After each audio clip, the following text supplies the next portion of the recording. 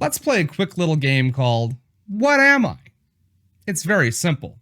I'm going to describe something to you, and you're going to guess what it is. Sound like fun? Nope. Well, too bad. I'm an omnivorous mammal whose species shares a close bond to canines. I am resourceful and can adapt to almost any environment. I'm an intelligent and cunning hunter that tends to travel alone or in small groups. I'm courageous and excel in my ability to survive despite my constant isolation, loneliness, and pursuit from predators. What am I?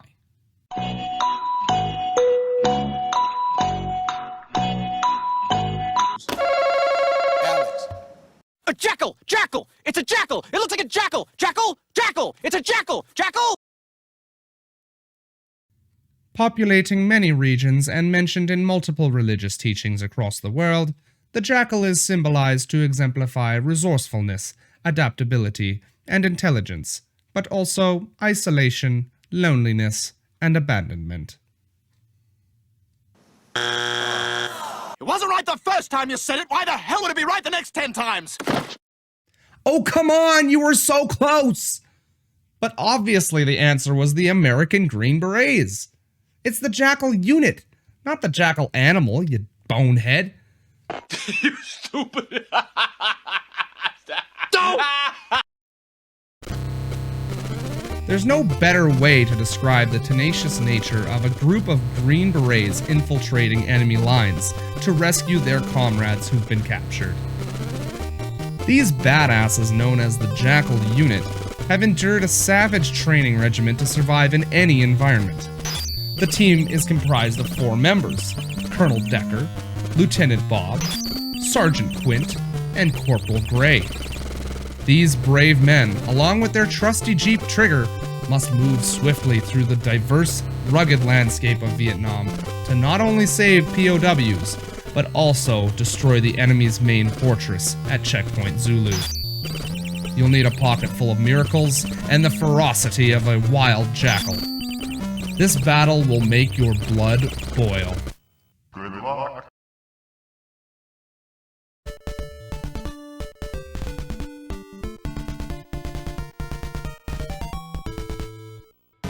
You take the driver's seat of a Jeep airdropped in along the Cambodian and Vietnam border. Armed with grenades and a machine gun, your task is to save as many POWs as you can by rescuing them from buildings scattered throughout each stage and delivering them to an allied helicopter.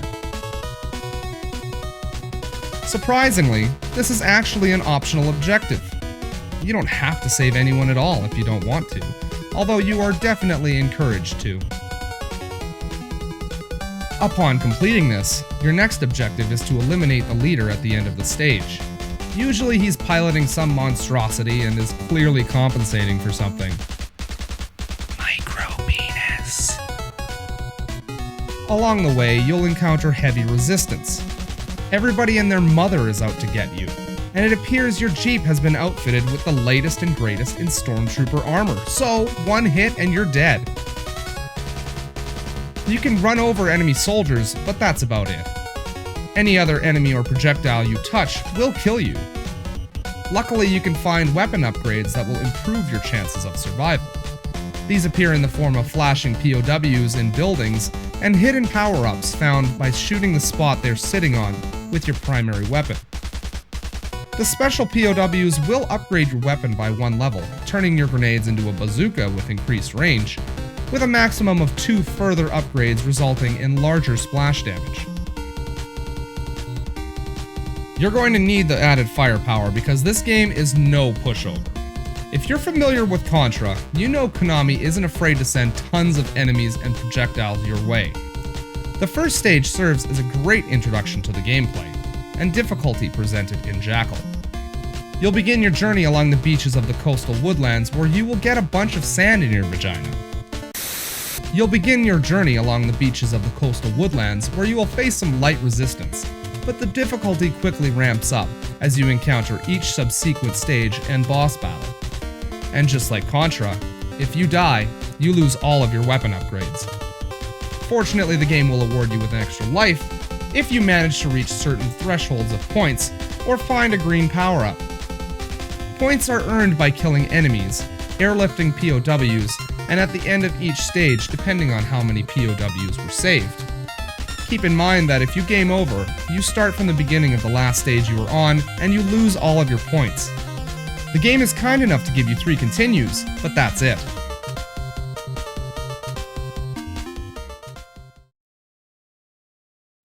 Jackal offers a wide range of diverse landscapes. You'll trek through coastal woodlands, ancient ruins, a shipyard, marshlands, mountain ranges, and a concrete fortress, each with a unique boss to eliminate at the end. And although there are only 3 music tracks and 1 boss track shared across the 6 stages within the game, they are all catchy and pleasing to your earholes throughout the entire adventure. As you traverse through the unforgiving enemy territory, you'll encounter a diverse cast of enemies. Standard hostiles emerge in the form of soldiers, turrets, gunboats, jeeps, tanks, bombers, silos, heads, trains, helicopters, submarines, troop transports, and rocket trucks, to name a few. There are also environmental defenses to contend with. These appear as landmines, rocks, lasers, and even escalators.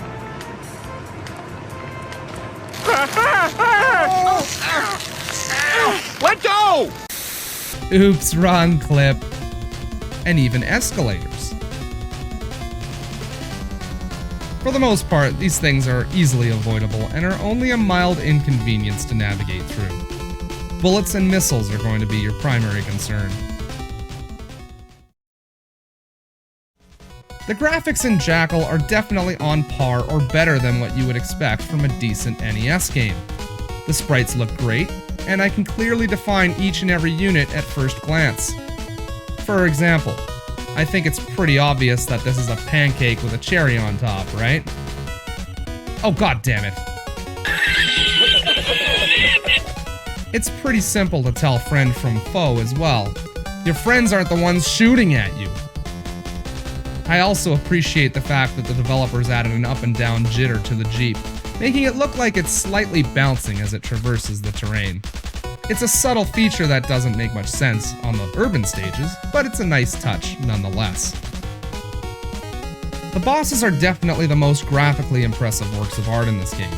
They usually take up a large portion of the screen, and also take a buttload of shots to annihilate, the final boss being particularly tricky to finish off. Overall, I'd say the entire game looks pretty darn good. There's a distinguishable difference between each level's characteristics, whether it be the landscape, enemies, or still shots of your crew looking badass between stages.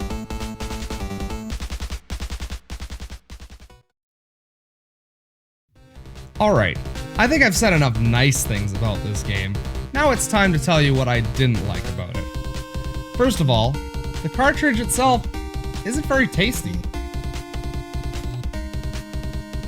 It's got a very bland, plasticky taste. And it's too hard to bite chunks of. It's also not a very good hat.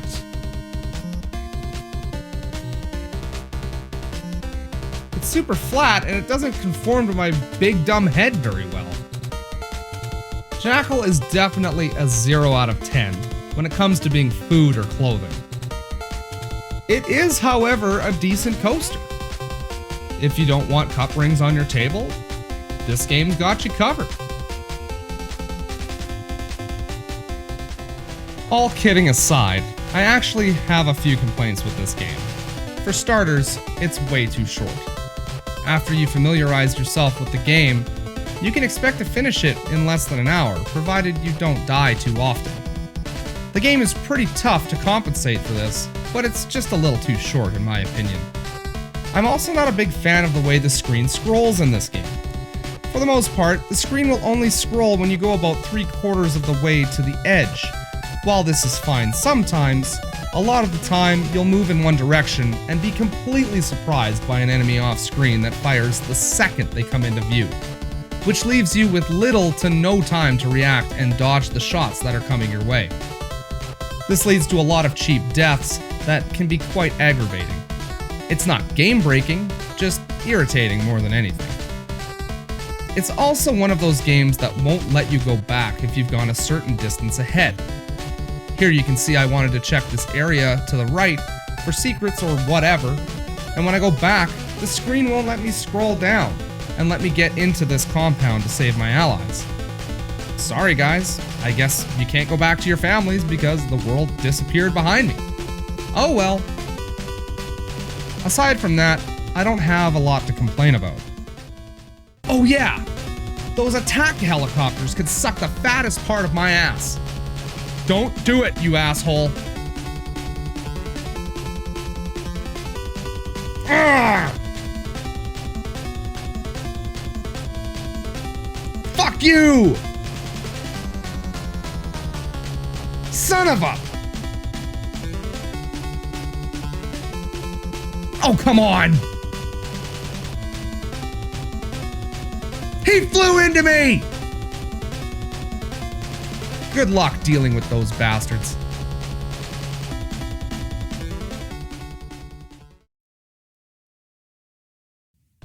I could go into detail about each boss and how to kill them, but I don't want to spoil the surprise for those of you that may be looking to pick this game up. Just know that most of them are large and in charge. This game is absolutely worth picking up, by the way. Regardless of it being too short, it's still a blast all the way through, and relatively inexpensive to purchase. At the time of this video, it sells for about $10 to $15, depending on your region. If you made it this far into the video, do yourself a favor. Pat yourself on the back, and let me know in the comments below what you liked about this game, or if I made you laugh. If you enjoyed this video, please consider giving it a thumbs up and subscribing for more kick-ass content. I also stream over on Twitch. Details in the panels below. Alright you guys, that's gonna do it for me. My name is Tyler, also known as Coronavirus. Thank you so much for watching. Until next time, take care of yourselves and stay frosty.